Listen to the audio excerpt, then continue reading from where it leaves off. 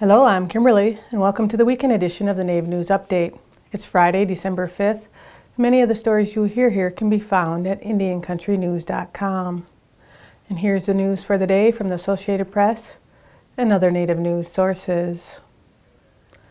The House and Senate Armed Services Committees quietly attached a provision to the National Defense Authorization Act, which passed the House on December 4th, that would mandate the handover of a large tract of Tonto National Forest to Resolution Copper, a subsidiary of the Australian English mining company Rio Tinto.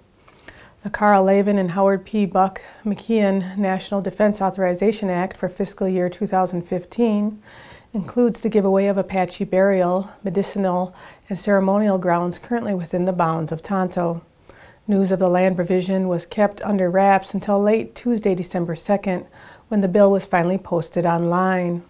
The bill passed the House 300 to 119 without any changes. The Senate is expected to follow suit next week. Terry Rambler, chairman of the San Carlos Apache tribe, told the Huffington Post he was saddened by the news of the proposal, yet not all that surprised. The act contains other land deals, including one that would subject 70,000 acres of Tungas National Forest in Alaska to logging, another provision that would give 1,600 acres from the Hanford Nuclear Reservation in Washington State for purposes of industrial development, a plan that has spurred tribal protest. A meeting with Native youth on the Standing Rock Sioux in June has encouraged President Obama to tell his administration to aggressively build on efforts to overhaul the Indian educational system and focus on improving conditions for Native American youth.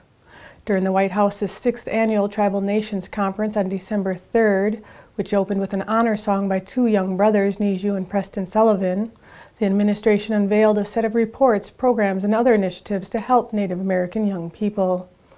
They included a National Tribal Youth Network, which will provide peer support to young people, a gathering of tribal youths at the White House next year, and efforts to help children prepare for college and careers. The White House also presented a report stating that the Native American youths and their education system are in a state of emergency due in part to the past misguided federal policies, and that the educational, socioeconomic, health, and other issues facing young people on reservations are nothing short of a national crisis. Suicide is the second leading cause of death for Native Americans ages 15 to 24, and more than 1/3 of Native American and Alaska Native children live in poverty, according to a federal statistics cited in the report. Cheyenne and Arapaho tribal members marked the 150th anniversary of the Sand Creek Massacre in Colorado, one of the deadliest massacres in American history. They paid tribute to two Army officers who refused to participate in the slaughter, which left about 200 Cheyenne and Arapaho dead. Many of those killed in the November 29, 1864 massacre were women and children. Captain Silas Soule and Lieutenant Joseph Kramer were honored in a service December 3rd at Denver's Riverside Cemetery. Tribal members honored their grave sites before completing an annual healing run to the state capitol, where Colorado Governor John Hickenlooper apologized for the atrocities of the Sand Creek Massacre. "We should not be afraid to criticize and condemn that which is inexcusable. On behalf of the state of Colorado, I want to apologize," Hickenlooper said to tribal members at the 150th anniversary event.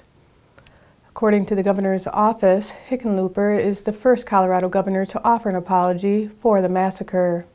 For the 16th year in a row, tribal members and others have embarked on a 180-mile spiritual healing run from the Sand Creek Massacre National Historic Site to the Capitol. The descendants of 4 Montana servicemen from the Crew Nation accepted Congress's highest honor on behalf of their forefathers on December 4th. Congressional Gold Medals were awarded to Barney Old Coyote, Henry Old Coyote, Samson Birding Ground, and Cyril Not Afraid, all of whom volunteered to defend their country as code talkers during World War II. Conceived in 1918, the Code Talker program uses unique Native American languages for communications and was comprised of more than 400 Native Americans who volunteered to defend the nation. The 4 Montana servicemen used their Crow language during military intelligence operations in World War II to save countless lives. Accepting the medals on behalf of his relatives and their families was Chairman Darren Old Coyote and Speaker of the House of the Crow Nation, Knut Old Crow. Chris Wondolowski, the first person of Native American heritage to play in the World Cup, spent 3 days in Oklahoma visiting his Kiowa tribe and providing soccer clinics to local children. His visit, which included an address to the tribe on December 3rd and concluded with a soccer clinic for kids on December 5th, will become a focus of a documentary that was being filmed during his stay. The documentary does not have a release date, but it promises to be a great look into Wondolowski and his tribal roots. As an advocate for bringing sports to Native American communities in the U.S. and Canada, his visit to Oklahoma provides another opportunity to fulfill that advocacy. And that's another roundup of news from Indian Country on this edition of the Native News Update. I'd like to thank you for joining me and have a grand day.